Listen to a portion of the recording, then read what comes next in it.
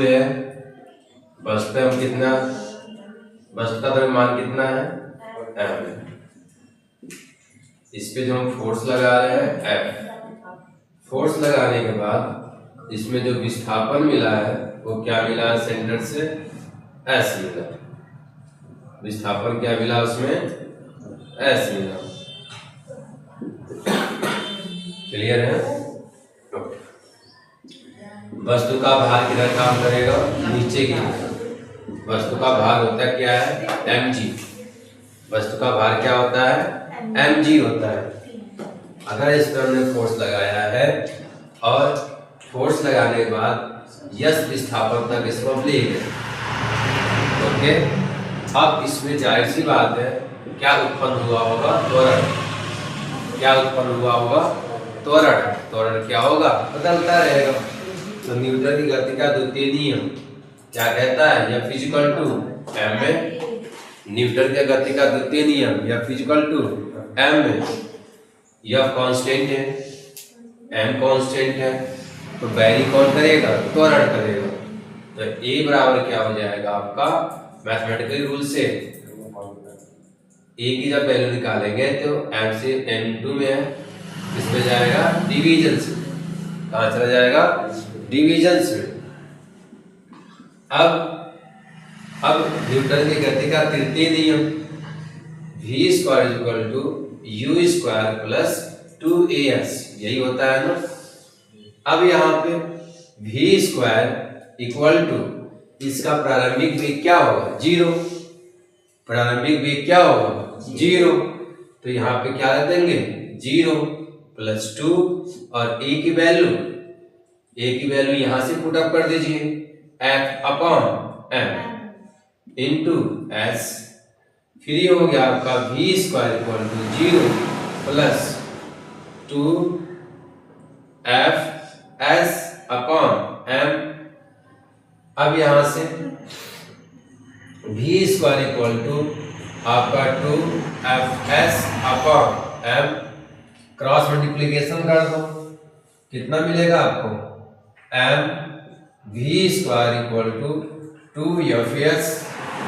अब यहां से एफ एस की वैल्यू निकाल दो, एफ एस की वैल्यू क्या होगा, 2 से डिवाइड कर दो, 1 upon 2 M V square. Clear है? यहाँ पे 2 से डिवाइड करेंगे, यहाँ पे 1 है, 1/2 एम वी स्क्वायर, और F into S, F into S. जब आपका फोर्स और विस्थापन का, फोर्स लगाने पर उस वस्तु में विस्थापन का गुणनफल, ये भी क्या है, गुणनफल ही, वो किसके बराबर होता है, कार्य के। किसके बराबर होता है, कार्य के। तो यहाँ हो जाएगा W equal to half M B square, half M B square मिल गया हमको ना, कि जो आपका ये एम बी, एम क्या है, द्रव्यमान, और द्रव्यमान किसमें गया हुआ है, V में, इसमें है ये V में, और उसमें वेग है मतलब गतिज में। और ये कौन सी, तब ये ऊर्जा कौन सी हो जाएगी, जो कार्य है वो कार्य किसके कारण उत्पन्न हो रहा है, गति के कारण। किसके कारण, गति के कारण। तो इसमें कौन सी ऊर्जा होगी, गतिज ऊर्जा होगी। कौन सी ऊर्जा होगी, गतिज ऊर्जा होगी।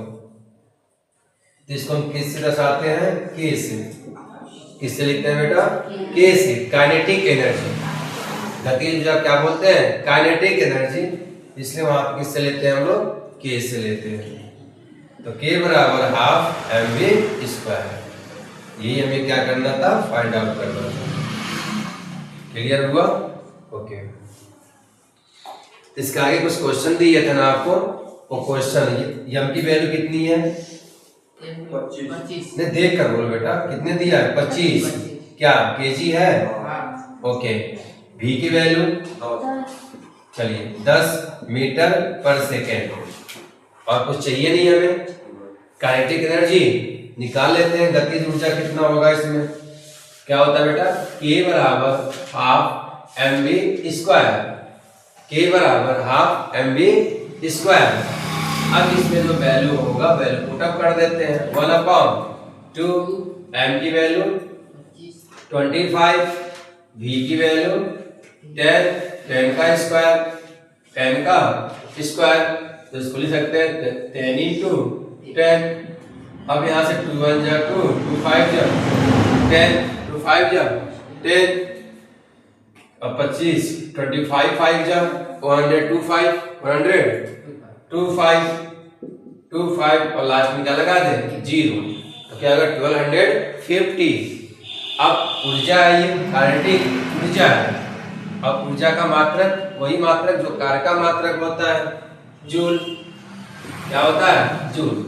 मान लीजिए सपोज करो मात्रक भूल गए, सपोज करो आपने जूल भूल गया, तो मात्रक निकाल ले। कैसे निकालेंगे हम लोग?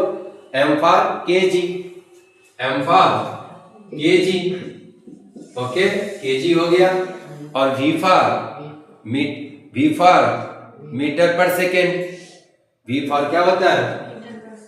यस अपॉन टी, मीटर पर सेकेंड, तो kg मीटर पर सेकेंड, इसका मात्रक हो जाएगा